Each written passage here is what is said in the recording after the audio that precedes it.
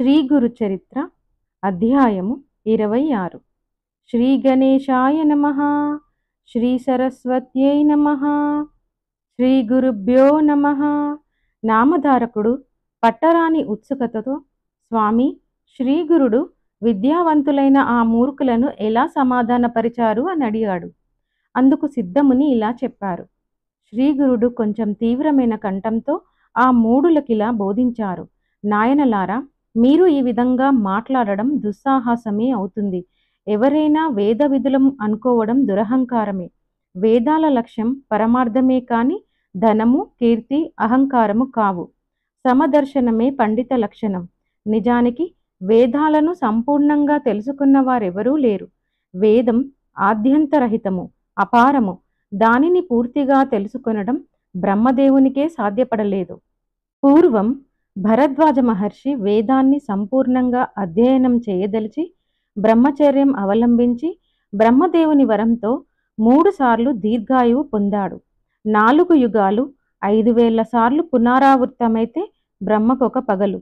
అటువంటిది పూర్వం భరద్వాజ మహర్షి బ్రహ్మచర్యంతో 3 బ్రహ్మ దివసాలు గురువు వద్ద వేదం నేర్వటానికి చాలక తపస్సు చేస్తే బ్రహ్మ సాక్షాత్కరించి, వేదం పూర్తిగా నాకే తెలియదు, నీకు వేదరాశిని చూపుతాను చూడు అని చెప్పి కోటి సూర్యుల కాంతితో వెలిగిపోతున్న మేరు పర్వతాల వంటి అపారమైన వేదరాశులను చూపాడు. భరద్వాజుడు అది చూసి భయపడి, అయ్యో, నేనింతకాలం పఠించిన వేదమంతా కలిసి ఇందులో ఒక్క పిడికెడైనా లేదే, వేదమంతా అధ్యయనం చేయడం ఎన్ని కల్పాలకైనా సాధ్యమవుతుందా అని తలిచి, నాకవసరమైనది మీరే నిర్ణయించి ప్రసాదించండి అన్నాడు. అప్పుడు బ్రహ్మ అనంతమైన ఆ వేదరాశి నుంచి 3 పిడికెళ్ళు తీసి అతనికి ప్రసాదించి, ఇదంతా అధ్యయనం చేసేంత వరకు నీవు జీవింతుకాక అని వరమిచ్చాడు. కానీ ఆ 3 పిడికిళ్ల వేదం అధ్యయనం చేయడమే అతనికి ఇంతవరకు పూర్తి కాలేదు. కనుక సాక్షాత్తు నారాయణుడే బాదరాయుడుగా అవతరించి వేదాన్ని 4 భాగాలుగా విభజించి వాటిని పైలుడు, వైశంపాయనుడు, జైమిని, సుమంతుడు అను శిష్యులకు ఒక్కొక్క వేదం చొప్పున తెలిపాడు. వారు కల్పాంతం వరకు అభ్యసించి కూడా వాటిని పూర్తిగా తెలుసుకోలేకపోయారు. అటువంటప్పుడు అల్పాయుష్కులైన మీరు 4 వేదాలను సంపూర్ణంగా అధ్యయనం చేశామనుకోవడం ఎంత తెలివి తక్కువ! వేదమంతా నేర్వగలగడం ఏ ఒక్కరికి సాధ్యం కాదు. కనుకనే వ్యాసుడు దానిని 4 భాగాలుగా విభజించాడు. ఋగ్వేదాన్ని పైలుడనే శిష్యునికి బోధించి దానిని ధ్యానించడానికై దానిని గురించి ఇలా చెప్పాడు. ఋగ్వేదానికి ఉపవేదం ఆయుర్వేదం, ఆత్రేయస గోత్రం, గాయత్రి ఛందము. ఋగ్వేదానికి అధిదేవత బ్రహ్మ, ఎర్రని వర్ణము, తామర రేకుల వంటి కళ్ళు, సుస్పష్టమైన కంఠము, గిరిజాల జుట్టు, వంకమీసము కలిగి 2 మూరల పొడవైన దేహం కలిగి ఉంటాడు. నీవు ఆ రూపాన్ని ధ్యానించు.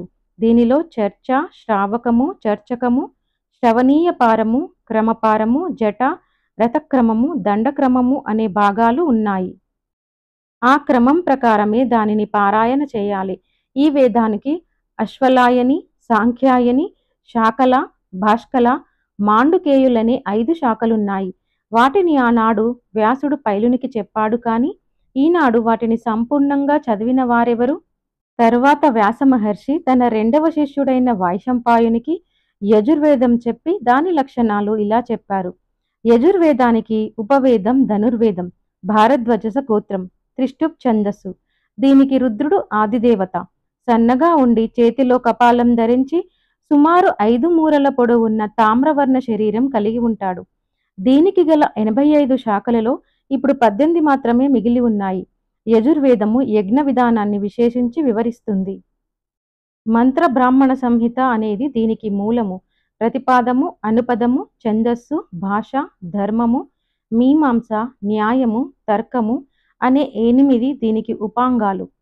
శిక్ష, కల్పము, వ్యాకరణము, నిరుక్తము, ఛందస్సు, జ్యోతిషము అనే 6 అంగాలు దీనికి ఉన్నాయి.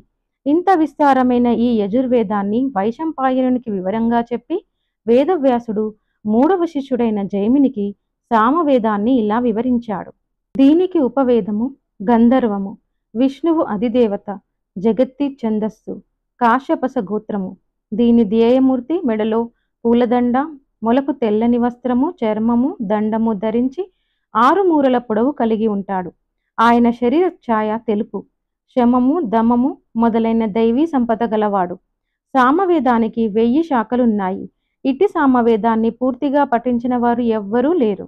వ్యాస మహర్షి సుమంతుడనే శిష్యునికి అధర్వణ వేదం చెప్పి దీనికి అస్త్రరూపం ఉపవేదం, గోత్రము భైజానకము, ఇంద్రుడు అధిదేవత, త్రిష్టుప్ ఛందస్సు, అధర్వణ వేద పురుషుడు, తీక్షణమైన ఆకారము, నల్లని వర్ణము గల కామరూపుడు, ఏకపత్ని వ్రతుడు, 7 మూరల పొడవు.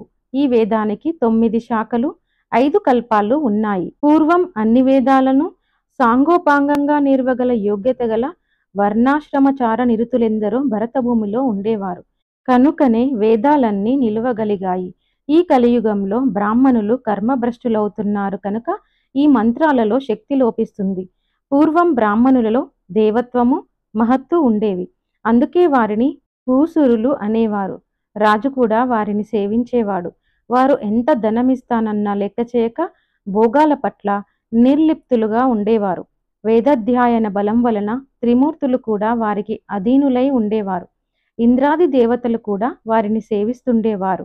మాట మాత్రం చేత గడ్డి పరుకను మేరు పర్వతంగాను, మేరు పర్వతాన్ని గడ్డి పరకగాను మార్చివేయగలిగి ఉండేవారు. జగత్తంతా దేవతలకు ఆధీనము. దేవతలందరూ మంత్రాధీనులు. మంత్రాలన్నీ బ్రాహ్మణుల ఆధీనంలో ఉండేవి. వారిని విష్ణువు కూడా పూజించేవాడు. కానీ ఈ కలియుగంలో బ్రాహ్మణులు ధనాశతో హీనులకు లొంగి మ్లేచ్చుల ఎదుట కూడా వేదం చదువుతున్నారు. అట్టి వారి ముఖమైనా చూడకూడదు. అటువంటప్పుడు మీరు వేదవేత్తలమని విర్రవీగుతూ ద్విజులందరినీ ఈ విధంగా అవమానించడం వలన మీకు ఒరిగేదేమిటి?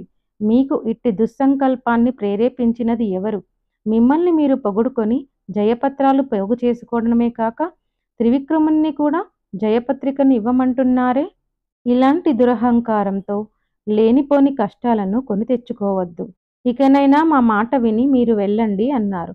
కానీ ఆ మూర్ఖులు తమ పట్టుదల వదలక వాదమైనా చేయమని లేక జయపత్రికనైనా ఇవ్వమని కోరారు.